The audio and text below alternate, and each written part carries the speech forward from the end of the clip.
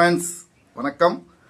இது உங்கள் dragon digital media. இன்றைய முக்கிய செய்தி: திருவள்ளூர் மாவட்டம் பூந்தமல்லி வட்டத்திற்கு உட்பட்ட சோராஞ்சேரி ஊராட்சியில் ஆயில்சேரி கிராமத்தில் நிலம் விற்பனை நிலமாக பிரித்து விற்பனை செய்யப்பட்டு வருகிறது.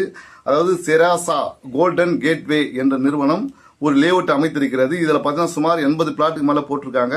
இதுக்கு சிஎம்டியும் அனுமதி வழங்கியிருக்கிறது. சிஎம்டி நம்பர் 0121/2025 0152/2025 என்ற அனுமதி நம்பரும் சர்வே நம்பர் 246/4A4B.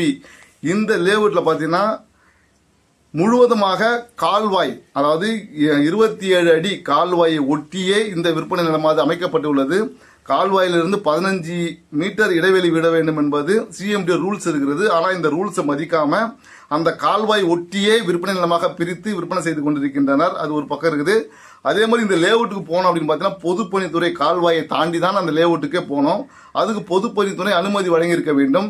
அனுமதி வழங்கினார்களா இல்லையா என்று தெரியவில்லை. அனுமதி வழங்காமலேயே, வழங்கியிருந்தாலும் அந்த இடத்துல பாலம் அமைத்து தான் உள்ள செல்ல வேண்டும். இவர்கள் பாலமும் அமைக்கவில்லை.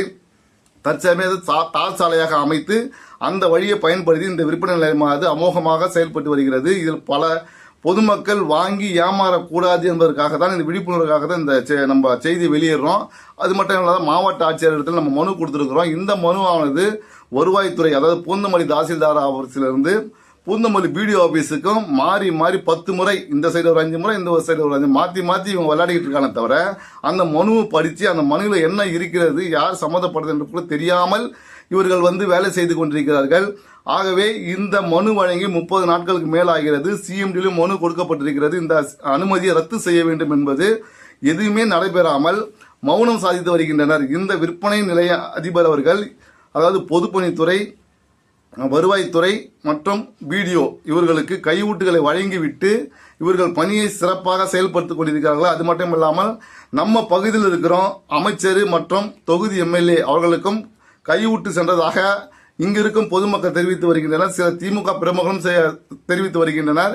எனவே இதை எல்லாத்தையும் மாவட்ட ஆட்சியர் இந்த இடத்தின் மீது நடவடிக்கை மேற்கொண்டு சிஎம்டி அனுமதியை ரத்து செய்ய வேண்டும் என்பது குறித்து பொதுமக்கள் சார்பாக கேட்டுக்கொள்கிறோம். பொதுமக்கள் வாங்கி ஏமாறுவதற்கு முன் இந்த அனுமதியை ரத்து செய்ய வேண்டும். முறையாக அரசு அனுமதி பெற்று பாலம் அமைத்தும் 15 மீட்டர் இடைவெளி விட்டும் விற்பனை நிலமாக பிரித்து விற்க வேண்டும் அப்படின்னு சொல்லிட்டு நாங்கள் தயவு செய்து கேட்டுக்கொள்கிறோம். அது மட்டும் இல்லை, பத்திரப்பதிவு துறையும் இது தடை செய்யக்கூடிய மனு வழங்கப்பட்டிருக்கோம். தடை செய்ததாக கூறியிருக்கிறார்கள். இது